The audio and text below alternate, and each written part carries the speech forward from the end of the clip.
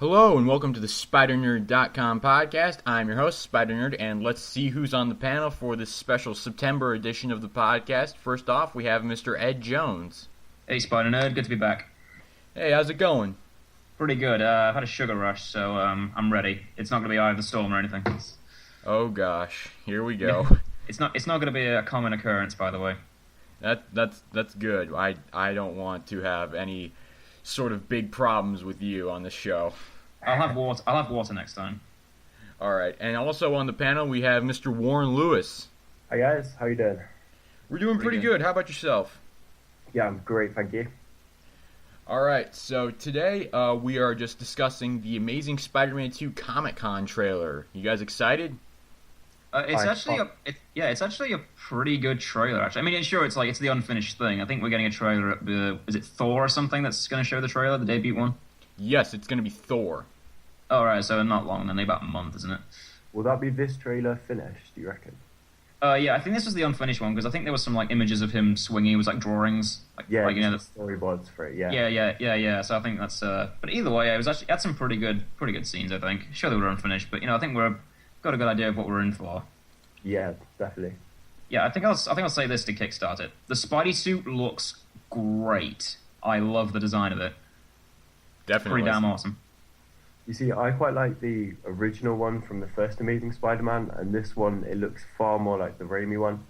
But Really? I like the Really? fact... Yeah, I thought the first one was fine in the Amazing Spider-Man, but I do like the fact they are changing it to show the development of Spider-Man, that he is changing his costume and he's probably changed his web shooters, and we are getting more of a development in this trilogy. So Yeah, I know what you mean. Yeah. Yeah, I definitely am a huge fan of the new Spider-Man suit. I think it looks absolutely fantastic. And you guys bring up the Raimi suit. I just did a Raimi triple feature yesterday, so I'm perfectly in line with that. Yeah, I think the new one it's kind of like a very dynamic / modern adaptation of the Spidey suit. It kind of reminds me of the 1989 Batman suit.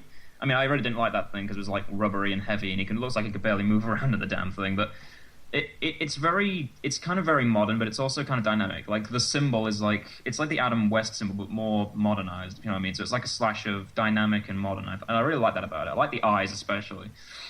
yeah, Yeah, the eyes are pretty good. Closest to the comic that we've seen. Yeah, definitely. I mean, I like the Raimi suit. Don't get me wrong, but I think it could have been a little bit more pleasing to look at. If you know, if you follow, like more colorful and dynamic. But that's Yeah, just me. I wasn't keen on the silver webbing in the Raimi suit. Yeah, that was kind of weird. Actually, I want it to be like full on white. The silver webbing in the Raimi suit, I didn't think looked that bad. I felt it actually worked pretty well. I think we mean the eyes. Oh, The eyes duh. of the man. It's okay, dude. Okay. Yeah, the eyes in the Raimi suit. I thought they looked fine. I didn't have any problems with them. I didn't really, but I thought it could. It was like it's awesome. Could have been better, but still awesome. I'll settle for it. You know what I mean? Yeah, I definitely love this new suit. I think it's my favorite suit that we've seen in a Spider-Man film to date. Yeah, sure. I mean, I didn't care for the first Amazing Spider-Man, but I'm going to go optimistic into this one, and the suit is definitely an upgrade, and anywhere but up, it's good for me. Yeah, Warren, what's your thoughts on it? I think it's much more similar to the one in the Raimi trilogy. I'm gonna have to wait until I see. I imagine they're gonna change the coloring slightly because in the photographs it seems much more. It looks very kind of like a tight skin sort of. You can tell it's a costume basically, rather than like I reckon they're gonna colorize it when the film's released, like definitely. Yeah. I'm gonna wait until I see the actual footage in the film to really judge it. But I think it looks pretty good. I'm quite. It seems closer to the comic than the first Amazing Spider-Man. So yeah, I'm looking forward to seeing it. Yeah, I think they are going to do some details over it. I think it was like in the Raimi trilogy. I saw this behind the scenes of the first Raimi film, and I think the suit is kind of you can see like the stitch marks on it, and I think they're going to probably just edit those out, and so I think it will look better in the finished product. Yeah, Definitely. Yeah, I'd like to bring up something else I saw in the trailer. I don't know if you noticed this, but there was some parts in it that actually kind of resembled Spider-Man 2. I don't know if you noticed that. I think it was probably the thing that gave it away for me is the fact that the talk, like, I think it was Gwen saying, I love Spider-Man, but I love Peter Parker more. And there was something else I forgot. I'm blanking on it right now, but I think it's sort of hinting maybe he's going to give up. I'm probably wrong. I most likely am, but it reminded me of Spider-Man 2, and I just got flashbacks of Star Trek Into Darkness. It's kind of like doing its own thing, but it's sort of ripping off something else. I'm not saying it's going to, but I had an inkling. I'm probably wrong. I didn't really get that impression. I felt, because at the beginning of the trailer he says, you know what it is I love about being Spider-Man? Everything. So I honestly doubt that he's going to give up being Spider-Man. Warren, what's your thoughts on that? I'm really gonna have to wait until the actual film's released and stuff. I think the trailer tended to focus on some of the action scenes, which look really exciting. But I've no idea which direction the film's gonna go. Like whether he's gonna, have a point like in Spider-Man 2 when he does decide to give it up. But I've really got to wait and see the actual movie. Yeah, there was some. Yeah, like I said, there were some scenes that reminded me of it. That just reminded me of it. And also, there was also the scene I think in the trailer when he's arguing with Aunt May about washing his clothes, about the American flag. Yeah, I really enjoyed that. I got a little laugh out of that. And I got another flashback to Spider-Man 2 where he's washing his clothes and all his white clothes are dyed red, I think. I was like, oh, please don't tell me they're going to do this. Yeah, I don't want it to. I really enjoyed that little bit of the trailer. I felt that was the funniest bit. Yeah, it was quite funny. I got a laugh out of me. The one kind of thing in the trailer that really kind of made me facepalm a little bit was when he's fighting the Rhino, or Alexei Sitsevich, or whatever you want to call him, and he webs his pants down. Oh, dude! Oh, yeah, I know. I caught that too. It was like, what the fuck is that? It just reminded me of the first Amazing Spider-Man, where he's fucking around with that carjacker. It just, to me, that's Orsi Kurtzman writing. That's just. It is. Oh yeah, forget their writing, aren't they? I hate those two so much. They can't write for shit. I really hate the way they write stuff. Honestly, their track record is just terrible. What other films did they write? Transformers 2. Yeah, they wrote. That's enough right there to put them behind, to put them down. But they did. Yeah, I think they did the first two Transformers. They did Abrams' Star Trek in the first one, and I'm blanking on some of the other stuff they did. But they suck at their job. Didn't they just do Star Trek Into Darkness? Yeah, I didn't really care for Star Trek Into Darkness. I think it started out okay, but then it just declined into fan service, and we're going to do Wrath of Khan instead of doing our own thing. Considering this is a rebooted universe, that's kind of a punch to the face. Yeah, reboots should really try to do their own thing. Yeah. Like I said before, this trailer sort of gave me some resemblance to Spider-Man 2. I think there was something where he's pulling something back and his feet are scraping across the floor or something. Yeah, probably something else. It looked like he's holding the train back in Spider-Man 2. I was like, please don't tell me that's like that. And I just remembered again at the end of the trailer, he catches that car. That happened in Spider-Man 2. There's that police car about to fly into those people, and he catches it with web. I was like, oh, dude, don't tell me they're doing this. Only this time he catches it with his arms, though. That's actually kind of cool. Yeah. I was like, I don't know who's that strong. Christ, that's pretty cool. And yeah, like you said before, the intro to the trailer, this is what I like about being Spider-Man. Everything. That is actually a pretty good line. I actually like that. It just reminds me a lot of I'm bringing this up again for the second podcast in a row. The Ultimate Spider-Man game. Yeah, I enjoyed that line quite a bit too.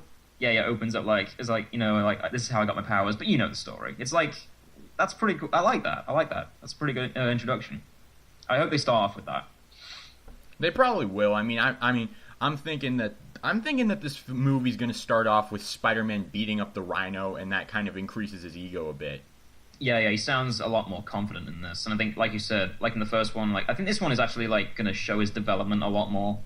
Like the confidence and the cockiness, and I actually like the fact that they're actually doing this quite early, because I think we got this in Spider-Man 3 instead of 2. Yes, we did. Yeah, that was kind of oh really? He's only just starting to get cocky now. That's kind of annoying. But yeah, they're going with the whole he's a teenager and he's more egotistical now, so that's pretty cool. I'm liking that. Yeah, so what did you guys think? Warren, I think we'll start with you. What did you guys think of Jamie Foxx as Max Dillon? Right, I thought he was. I think first of all, it's great casting. It's obviously sticking to the Electro from the Ultimate Universe, which it Oh yeah, seems like it's edging towards rather than the mainstream Marvel universe.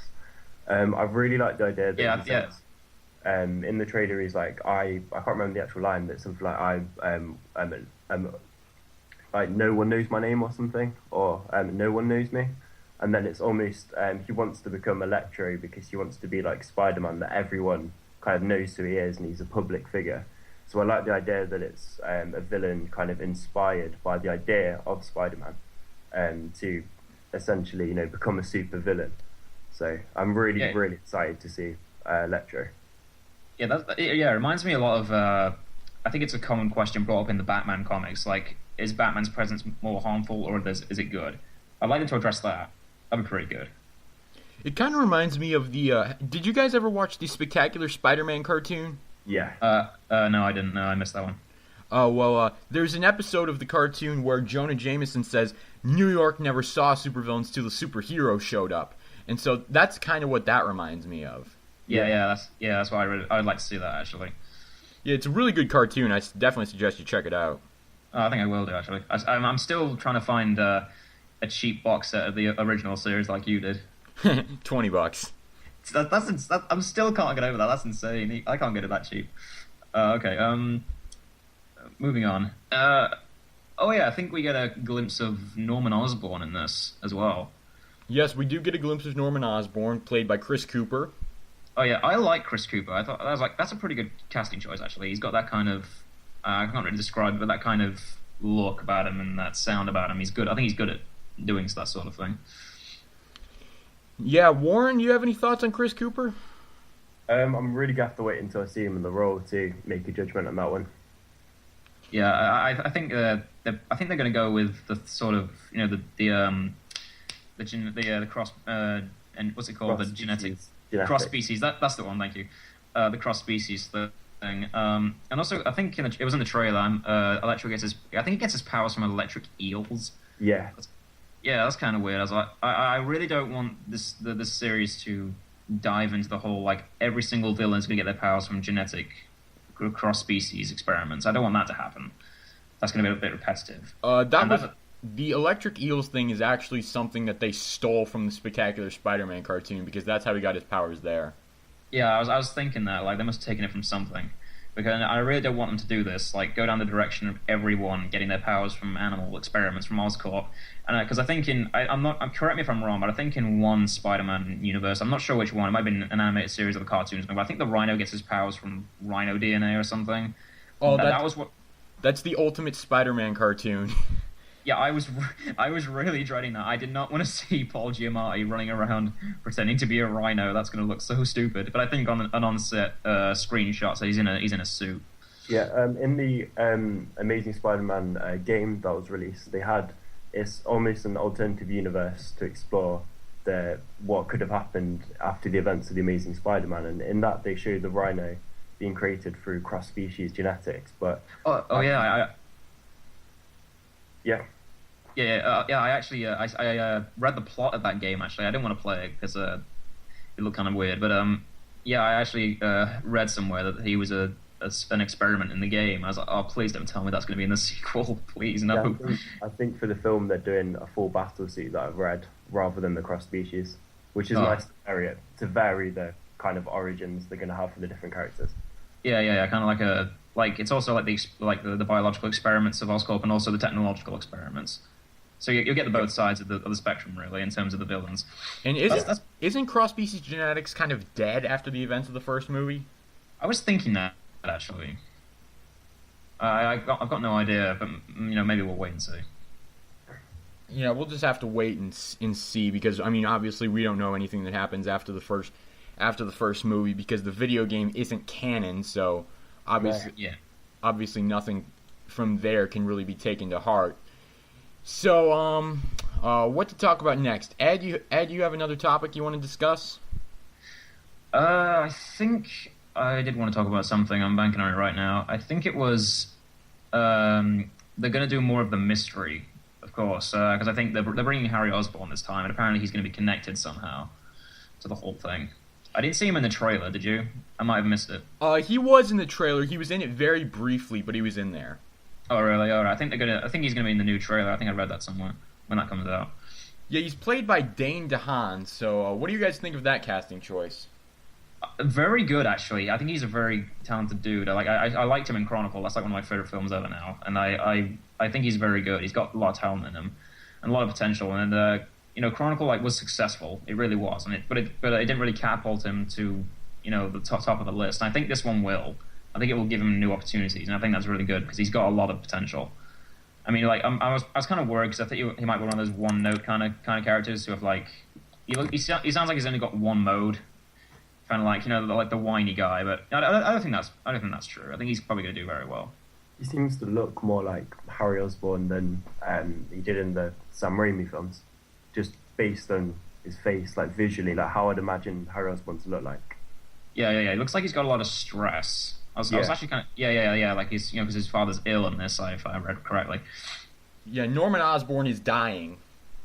Yeah. We discussed that last time, didn't we? Like, we wonder where that's going to go.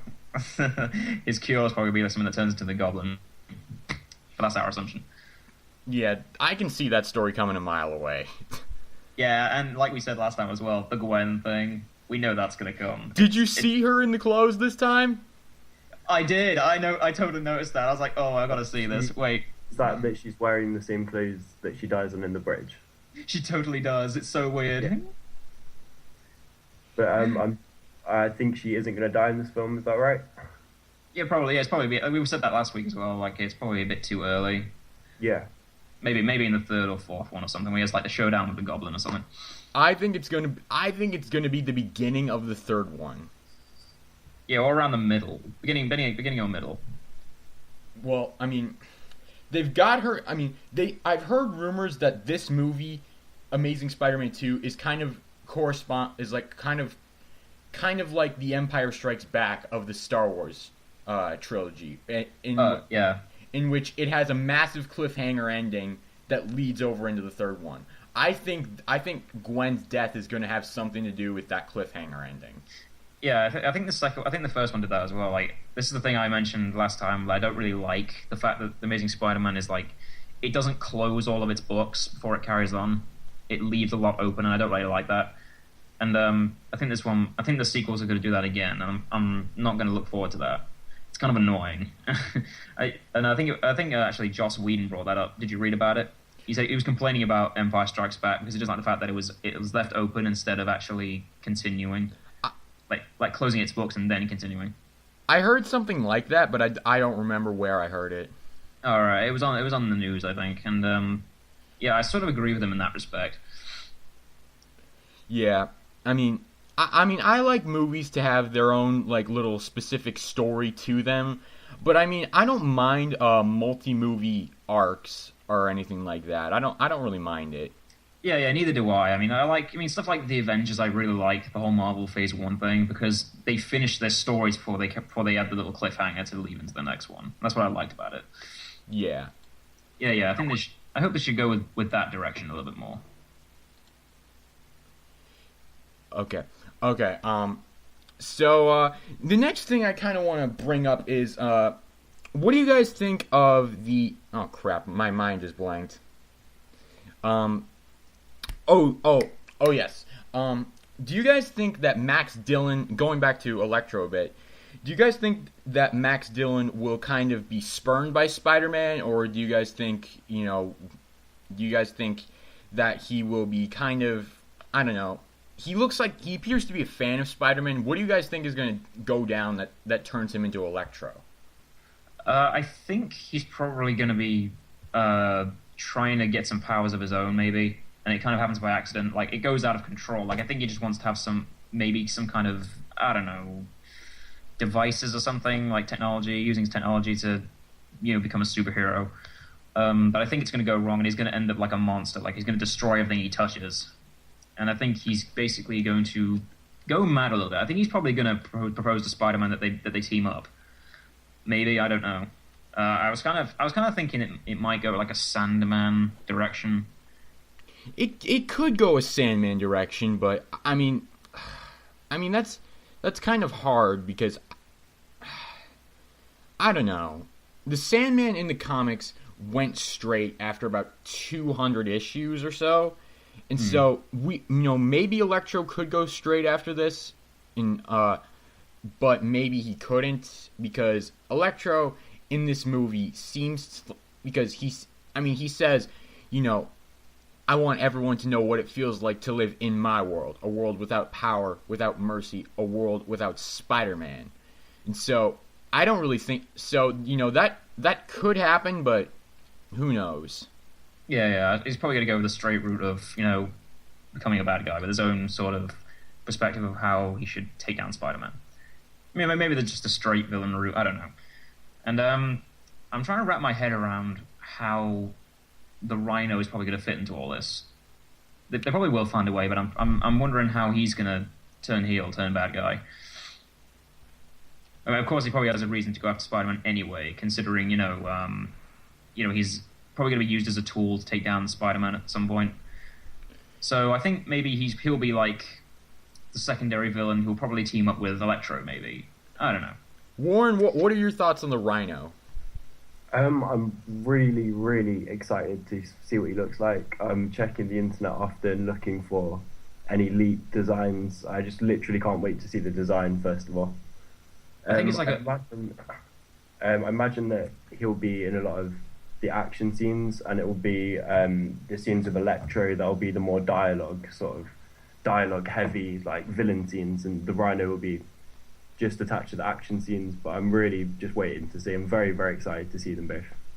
Yeah, I'm looking forward to them too. I mean, like I like the whole. It's obviously going to be a robot suit because I think I saw, like I said before, an on-screen picture of him, like like the green screen room with the.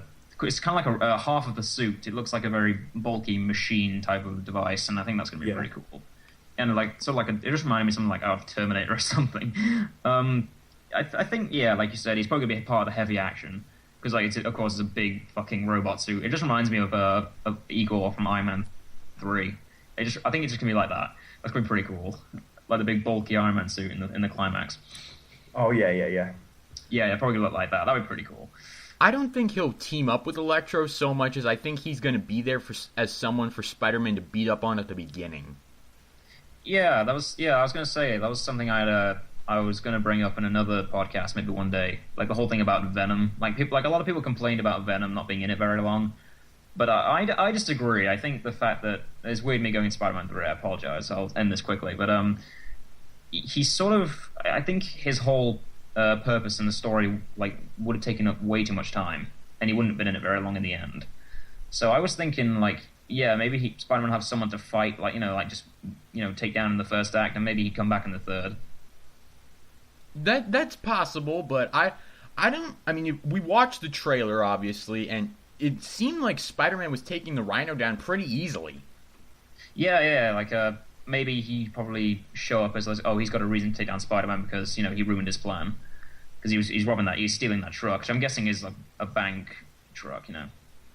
Well, that's I'm listening to this before he becomes the Rhino, so we're going to see him in his human form, and then perhaps towards the end of the movie, we're going to see him finally in the Rhino suit, maybe.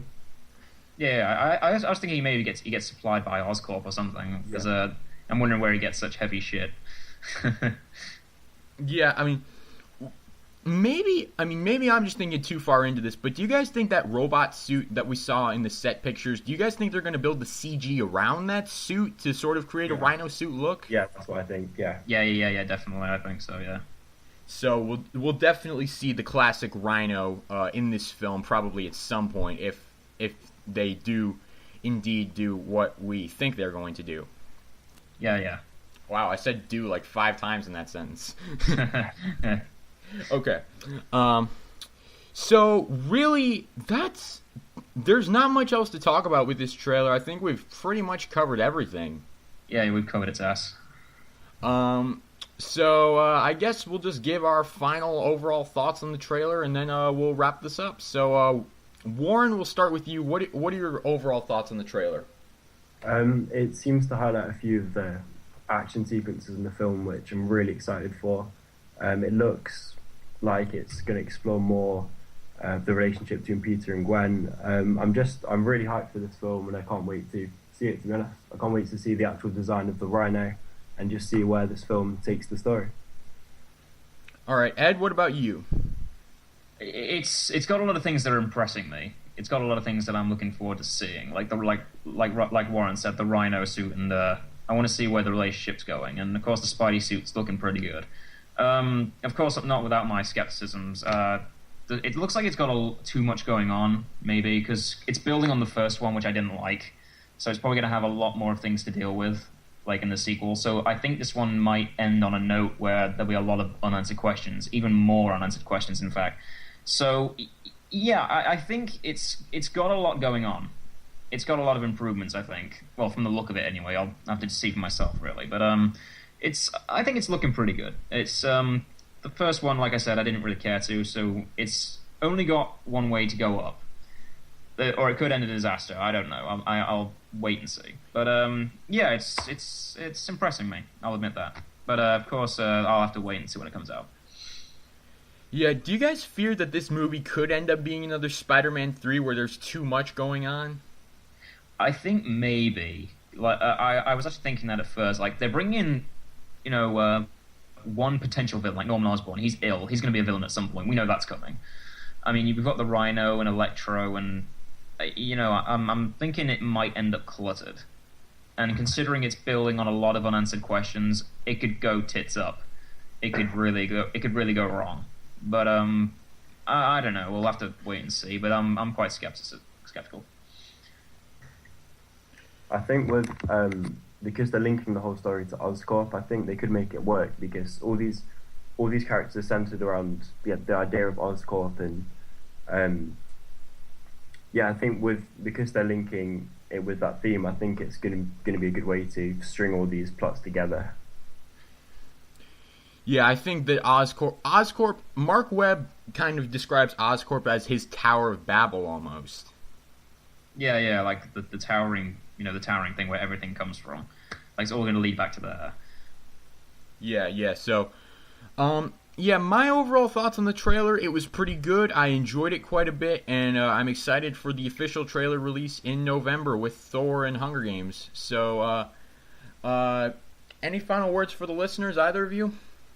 I think we're getting Thor before America, so we might see it before you do. I don't mean to burst your bubble, but we might see it before you. Damn it! We'll keep you informed. We'll keep you informed. Don't worry. So. All right. So with that, I think we will wrap this show up. So Warren, say goodbye to the listeners.